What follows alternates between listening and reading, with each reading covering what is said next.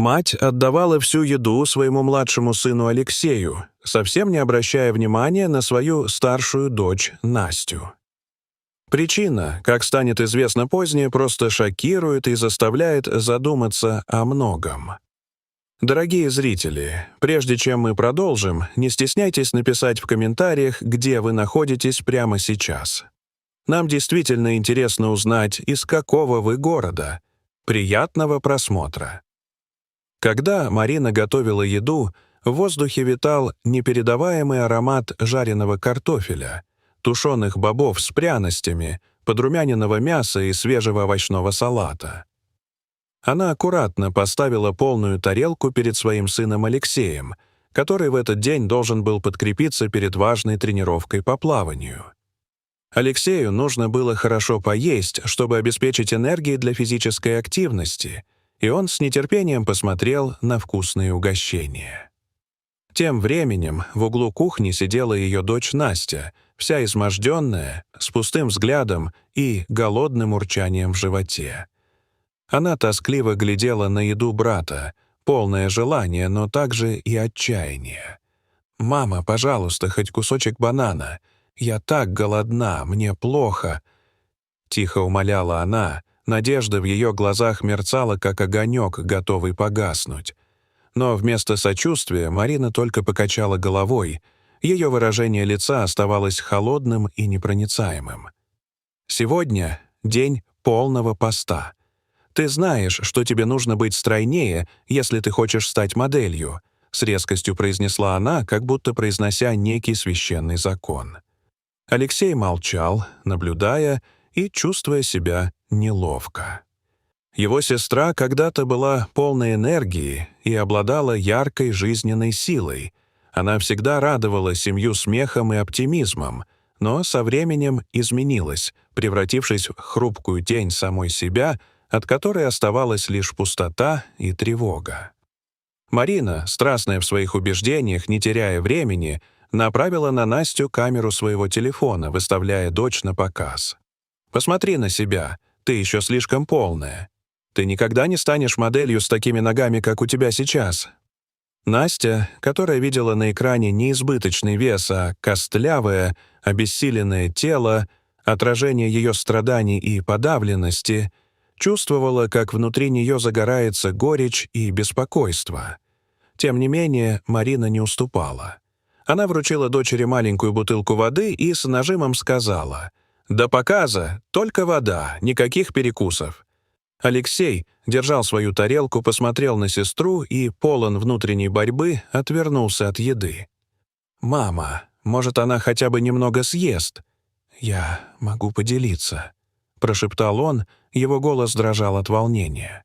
«Нет», — резко ответила Марина, ее голос казался намеком на нарастающий хаос, который уже захватил их дом. «Ты должен быть сильным пловцом, а она должна быть стройной моделью. Достигать успеха — это главное». Вокруг воцарилась тишина, наполненная болью и невыносимой неловкостью. Настя, сжимая бутылку воды, чувствовала, как ее руки дрожат от страха и отчаяния. Алексей продолжал есть, однако с каждым кусочком его чувство вины росло. Это было похоже на ловушку, из которой они не могли выбраться.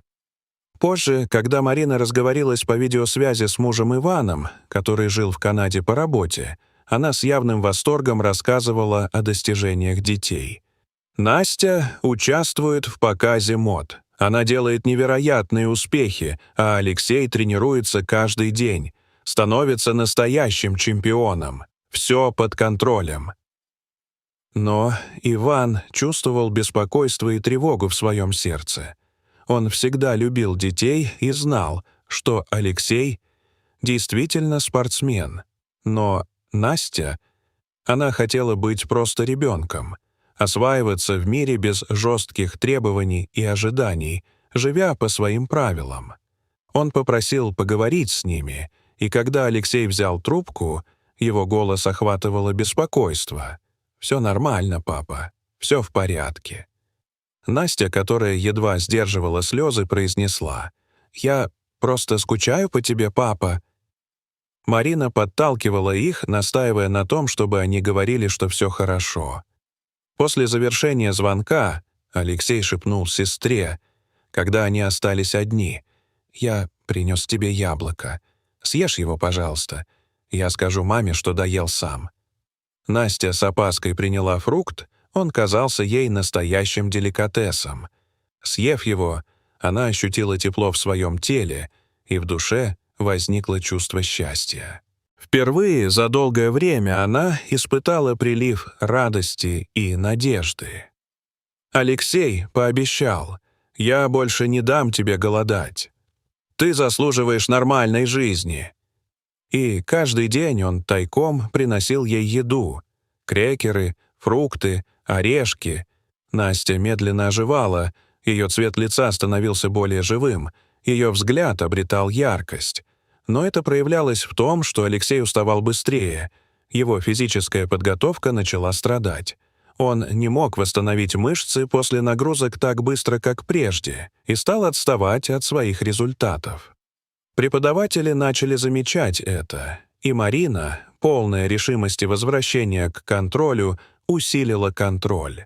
Сыну — двойная порция еды, дочери — только вода, ни кусочка. Марина стала проверять карманы детей, искала скрытую еду, устанавливала строгий график взвешиваний, следила за каждым глотком воды, который они делали за день.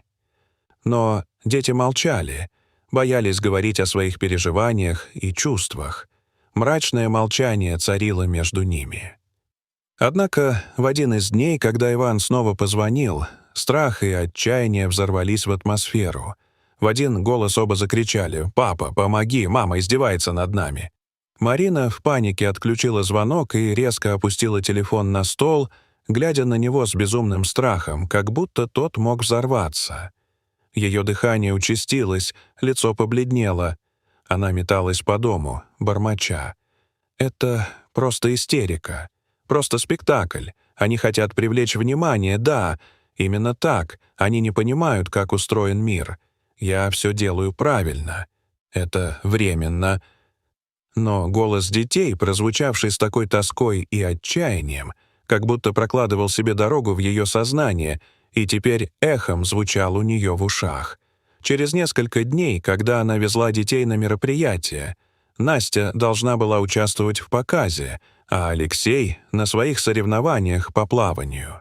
Это был день, к которому она готовилась много месяцев, представляла себе, как будет гордиться своими детьми. Но как только они вышли из машины, оба резко упали. Настя не могла стоять, ее силы покинули ее. Алексей, сжимая живот, корчился от боли. Обе руки у него были прижаты к телу. В этот момент Иван неожиданно появился. Он взял отпуск и вошел в их жизнь снова, полон заботы и тревоги. Он поднял Настю на руки, смотрел на жену с отчаянием и произнес: «Что ты с ними сделала?» В больнице врачи после осмотра сразу поняли, что ситуация серьезная и требует немедленного вмешательства. Алексей был на грани истощения из-за переутомления и чрезмерного потребления пищи, вызванного насильственной перекормкой, используя методы, которые его мама считала нормальными. Его состояние, хоть и тяжелое, поддавалось лечению. Капельницы, сбалансированная диета и покой, и он быстро пошел на поправку. Но с Настей было значительно хуже. Сердце девочки, измотанное недоеданием, отказывало. У нее развилась тяжелейшая аритмия, уровень электролитов в крови был критически низким, и пульс почти исчез. Врач пронзительно взглянул на Ивана и, полон печали, сказал: «Нам нужен донор сердца, и срочно. В противном случае...» Он не договорил, но все присутствующие, включая Марину, четко уловили весь ужас этой фразы. В этот момент раздался глухой стон. Это упала Марина, потеряв сознание. Прямо в коридоре, всего в нескольких шагах от отделения реанимации. Ее глаза были открыты, но взгляд стал пустым, словно она потеряла смысл жизни. Она не дышала. Врачи подбежали, начали реанимацию прямо там, на полу, и один за другим вбежали медицинские работники. Несколько долгих минут прошло, и тишина. Спустя несколько часов после многочисленных попыток вернуть ее к жизни, консилиум констатировал: асистолия. Мозг. Марины погиб, но ее сердце продолжало биться. Оно было здоровым и идеально подходило для трансплантации. Один из хирургов в палате произнес то, что казалось одновременно невозможным и единственно правильным. «У нас есть шанс. Эти действия могут спасти девочку». Иван стоял в стороне, сжимая кулаки, а на его щеках стекли слезы. Он не мог говорить, только кивнул, осознавая, что это был единственный способ спасти свою дочь. Так, без осознания того, что именно происходит, Марина, не понимая всей серьезности ситуации, все же отдала Насте самое ценное — свою жизнь. Сердце матери пересадили дочери в срочном порядке. Это было редкое совпадение по группе крови, весу и возрасту, но все совпадало, как будто сама судьба искала искупления за грехи. Операция длилась 8 долгих часов. Когда она закончилась и сердце в груди Насти снова забилось, врачи затихли и молча вышли из операционной. Они были уставшими, но с блеском в глазах.